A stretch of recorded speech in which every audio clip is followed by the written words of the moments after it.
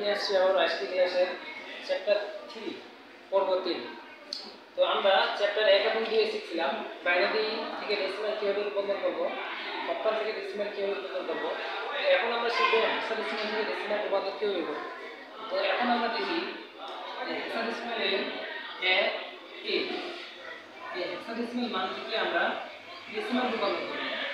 তো এর আগে আমাদের জানতে হবে হেক্সাডেসিমালের যে চিহ্নগুলো ছিল এই চিহ্নগুলোর নির্দিষ্ট মান।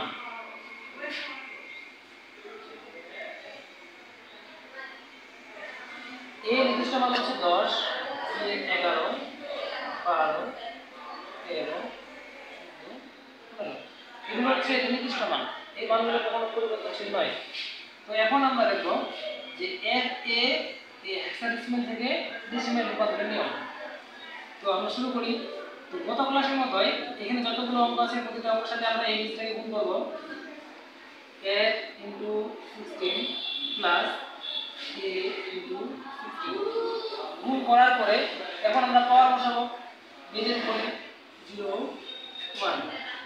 এখন আমরা a এবং a এই যে নির্দিষ্ট মানগুলো বসাবো। যেমন a এর মান হচ্ছে 15, 60 পাওয়ার 1, তাহলে এটার মান হচ্ছে 15 প্লাস a এর মান হচ্ছে 10 ইনটু 16 পাওয়ার 0 মান হচ্ছে 1। এখন আমরা এখানে হিসাব করে দেখো। ষোলো হচ্ছে 240 আর এটা হচ্ছে 10 10 গুণন 1 10 হবে, তাহলে এখানে আসবে 250। এর বেস হচ্ছে 10। অতএব হেক্সাডেসিমাল রূপান্তর হয়ে গেল। এইভাবে আমাদের যতগুলো মান থাকুক না কেন আমরা এই নিয়মে হেক্সাডেসিমাল রূপান্তর করতে পারি। ডেসিমাল থেকে হেক্সাডেসিমাল, অক্টাল থেকে ডেসিমাল, বাইনারি থেকে ডেসিমাল, হেক্সাডেসিমাল ডেসিমাল আমরা এভাবে রূপান্তর করতে পারি। তো আজকে এই পর্যন্তই।